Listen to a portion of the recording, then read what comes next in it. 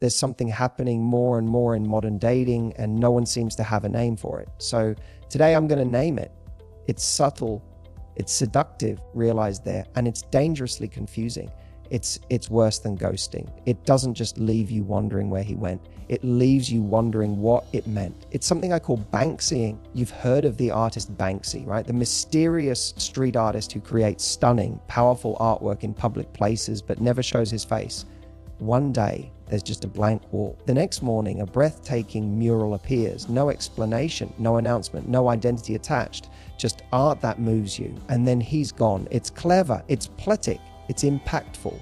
And unfortunately, it's becoming a metaphor for a kind of emotional behavior in dating, especially among men.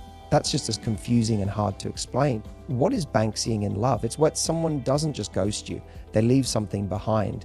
They give you a moment so intense, so personal, that it feels like connection, like truth. It feels like truth. It feels like the beginning of something real. And then they disappear. You've probably experienced it. You meet someone and there's an instant spark, but not just surface level chemistry, something deeper. He shares something vulnerable. Maybe he tells you about a heartbreak, says he's never connected like this before, tells you you're easy to talk to, that you're different, that he feels safe with you. You talk for hours, you laugh, you feel seen. And then he starts to fade. The texts slow down. He gets a little distant. You feel him emotionally stepping back. You notice he's online but not replying. You wonder what happened. Was it you? Did you misread the moment? Did you say too much? No. What happened is he Banksied you. Let's be clear. Banksying is emotional artistry. It's a performance of depth without the intention of follow through. It's not about ghosting. It's about the mark, the emotional mark he leaves behind, the hope, the memory, the confusion, because unlike ghosting, which is brutally clear, their Banksying gives you just enough to believe there was meaning. It invites overthinking. It makes you feel like you almost had something real. Almost. And the worst part, that makes you question your reality. It makes you doubt your intuition. If you replay every detail, every conversation, trying to figure out if the connection was real, and often it was, but only for one of you, and only in the moment. Now here's the truth. Many men who Banksy aren't intentionally manipulative. Some of them genuinely feel something, but when it gets real, they panic. They don't know how to stay. They haven't built the emotional muscles to hold what they started. So they leave, they vanish. They back away and disappear behind the wall of their own confusion. And you're left holding the emotional brush strokes of what felt like a masterpiece. They wanted connection, but not commitment. They wanted to feel seen, but weren't ready to see you. They wanted to feel something deep without doing the deep work to sustain it. That's not intimacy. That's emotional tourism. And you, my love, are not a stop on someone's spiritual vacation. You're not here to be inspired and abandoned. You're here to be chosen, there to be cherished. And when someone Banksies you, it's easy to start questioning yourself. Maybe I came on too strong. Maybe I should have been more distant. Maybe I messed it up there. But no, that's the trap. You didn't mess anything up. You showed up. You were emotionally present. You were honest. You were real. That's not the problem. The problem is someone stepped into a moment they couldn't carry. They gave you a feeling they weren't built to follow through on. In fact, Banksying often targets the emotionally intelligent, the empath, the person who notices nuance, who values depth, who sees potential. You weren't wrong for feeling something. You were human. You were doing what humans are built to do, connect. But the next level of your growth is not just learning how to connect. It's learning who is actually capable of meeting you there. So now you know, this isn't about ghosting. It's something more deceptive, more confusing. It's emotional graffiti left behind by someone who wanted to feel real love for a moment, but not live in it. And in part 2, we're going to go deeper. I'll show you how to spot a Banksy before he paints your heart, what red flags hide behind the charm, and how to protect your energy without building walls. They realize that because your heart deserves more than to be someone's canvas. It deserves to be one's home. Are you ready? Let's keep going there. Now that you know what Banksying is, the question becomes, how do you spot it before it happens? How do you avoid falling for the illusion of connection that has no foundation beneath it?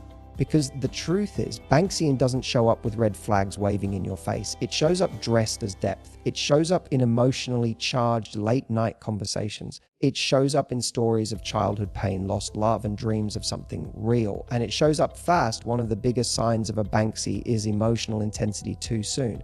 You meet, realize that they're, and it feels like fireworks. You barely know each other, but he's already telling you how rare your energy is. He's already using words like connection, fate, or I've never felt this before. It's exciting. It makes your heart race. It makes you feel chosen.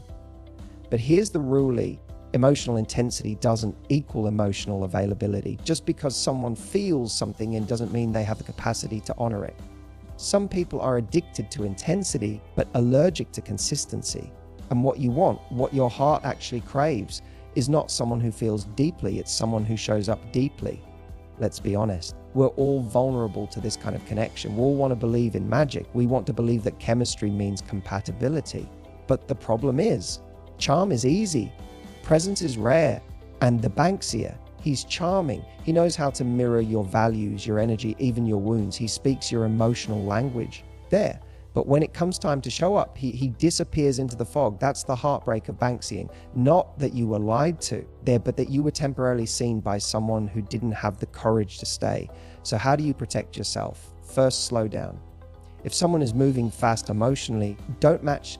Let them show consistency over time. The guy says he's never felt this way before. Beautiful. Now let's see if he's still saying that in 2 weeks, in a month, in 3 months. You don't need him to promise you forever. You need him to show up again tomorrow. Second, watch for action. Does he make plans?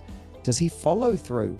Is he building something real with you? Or is only available in moments of vulnerability? Some Banksiers are great at giving you a deep talk, but then they disappear for days. They show up in poetic messages, but not in presence. That's not a partner, that's a performer. Third, pay attention to how you feel. Not just when you're with him, but when you're alone. Do you feel grounded after spending time with him? Or do you feel anxious? Do you feel clarity, or are you constantly decoding? Because real connection brings peace. Banksying brings confusion. Let me say that again. Real connection brings peace. Banksying brings confusion there. And you're allowed to walk away from anyone who leaves you mentally spinning, even if the connection felt intense. Now, here's a truth most people don't talk about. Banksying is often driven by an insecurity. These men are always villains. Some of them are lost. Some are lonely. Some are searching for meaning and mistake emotional highs for real love. They feel something powerful and they think that's enough. But when the dust settles, they realize love isn't just about feelings, it's about capacity. And many don't have it. They want love, but they don't know how to build it. They crave connection, but they panic when it gets real. So they do what they know, they vanish, and they leave you wondering what you did wrong. But hear me loud and clear. You did nothing wrong. You just loved with presence, and they weren't ready for it. Now, here's the final piece of this part. You don't need to harden because of this. You don't need to become colder, sharper, or guarded. What you need is better boundaries, not a bitter heart. You can still be soft. You can still believe in love. You can still have deep conversations, but now you know depth is not what someone says. Depth is what someone sustains. So you stay open, but discerning, curious, but cautious. You listen, but you don't give your whole heart until you see consistency, because you deserve more than emotional moments.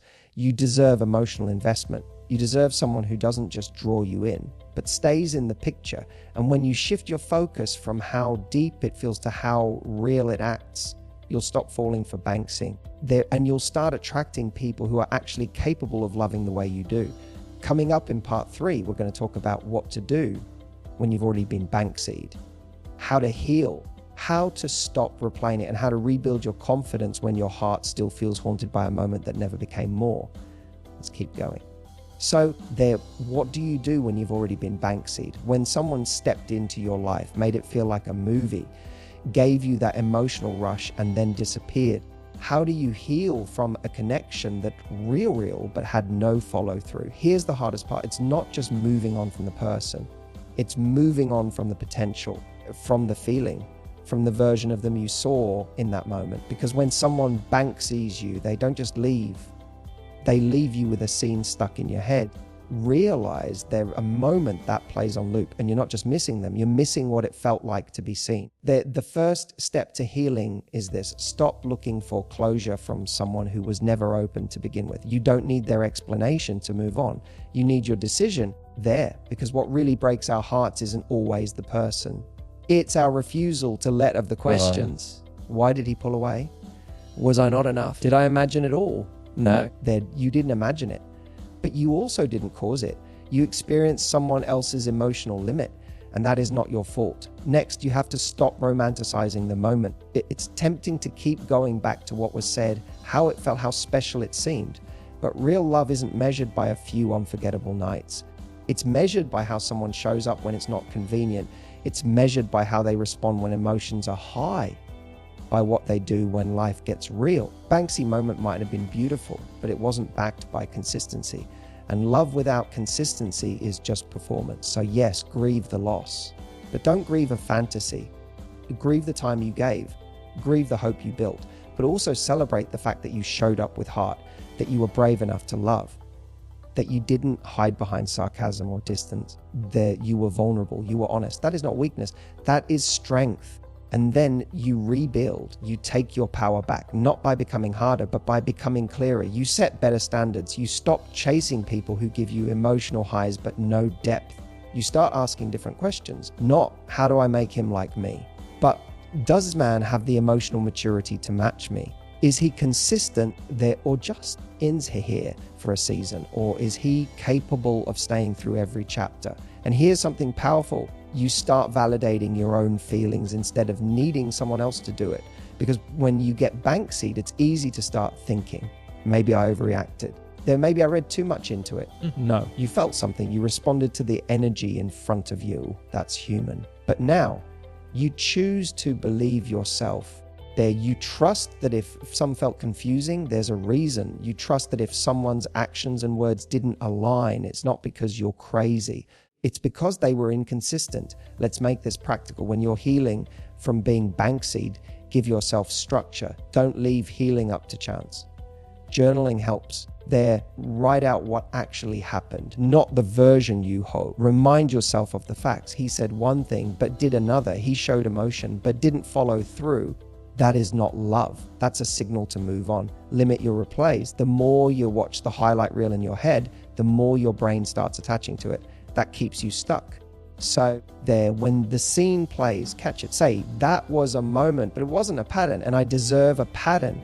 Fill the space he left with things that pour back into you. People, projects, purpose. The Banksy moment felt big, but it was only one brushstroke in the painting of your life. You've still got a whole canvas ahead of you.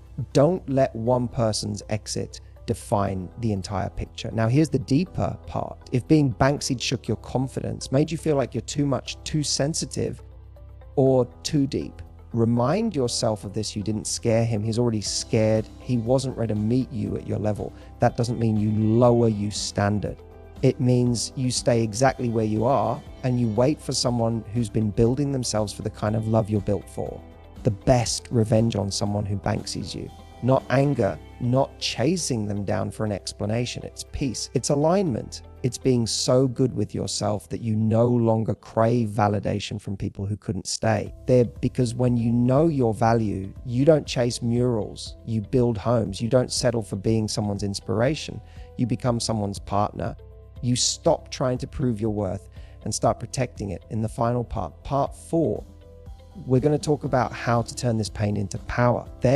How to elevate your standard without closing your heart, and how to create love with someone who doesn't just show up once but shows up again and again. You ready? Let's bring this home. So here we are, the final piece. We've talked about what Banksying is, how to spot it, and how to heal from it. But now it's time for the most important part, turning this pain into power. Because if all this has happened to you, if someone came into your life, left their emotional graffiti and disappeared, you deserve to rise from it with even more clarity, more strength, and more love for yourself than ever before. Let's begin here. Being Banksy doesn't make you naive. It makes you open-hearted. And if you've been hurt, I want you to understand this. Vulnerability isn't the problem. Being soft, being deep, being honest. These are not the reasons someone left. They're the reasons the right person will stay. you're not too emotional, that you're not too intense. You're just not available for people who don't have the emotional tools to handle the kind of love you give. So now we shift, we rise. You take all the energy you were pouring into analyzing him and you reinvest it back into you. You put it into becoming even more connected to your worth. You remind yourself connection in just something that happens. It's something that must be mutual, sustained, safe. From this moment forward, you stop chasing highs and you start choosing habits. The habit of only giving your energy to someone who respects it. The habit of holding back your heart until you see that someone is consistent. The habit of not building stories in your head without facts in your reality. And then you set the new standard. Here's what your standard becomes. I no longer accept intensity without intention. I no longer mistake vulnerability for value. I no longer give my heart to someone who can only offer moments when I'm looking for a future. You know what happens when you make this shift? You stop being seduced by words there. You become anchored by actions. You stop falling for emotional sparks. You start looking for emotional security. And suddenly the people who Banksy, they're no longer exciting. They're obvious. And you stop giving your time to people who only want to leave a mark. You know why? Because you're not a canvas. You're not a project. You're not someone's emotional outlet. You're not the one he gets to feel something real with, then walk away from and call it growth. You are a partner, a builder, a safe space, a real thing.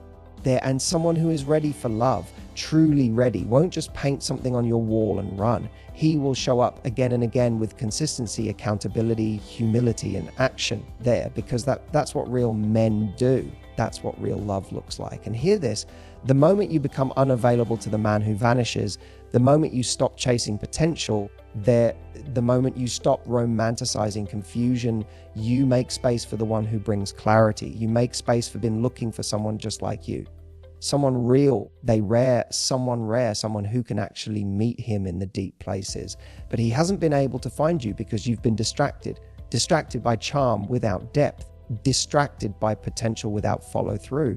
But now you're done. You've outgrown it. Because here's the truth. A man who is truly emotionally available doesn't just give you big moments. He gives you small ones consistently. He checks in.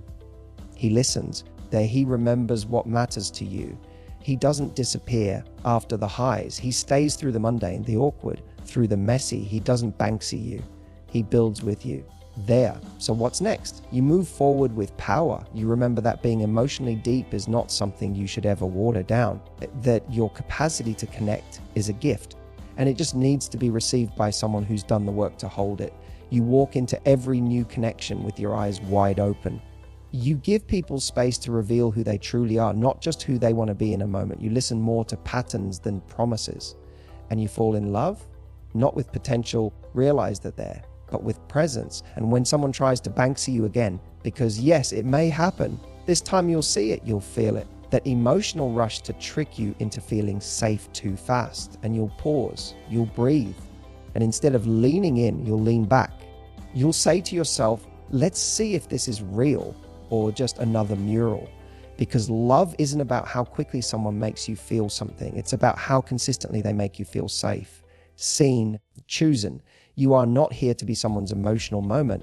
You are here to be someone's emotional home. So choose you again and again. Choose your peace, choose your clarity, choose the version of you who no longer waits to be chosen, but builds a life so full, so vibrant, they're so deeply aligning that anyone who steps into it either rises to meet you or gets left behind.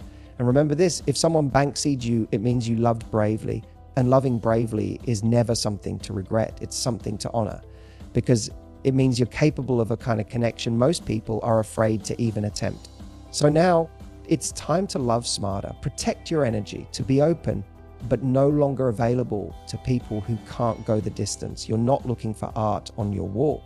You're looking for a partner in your life. No more murals. It's time to build the masterpiece for real.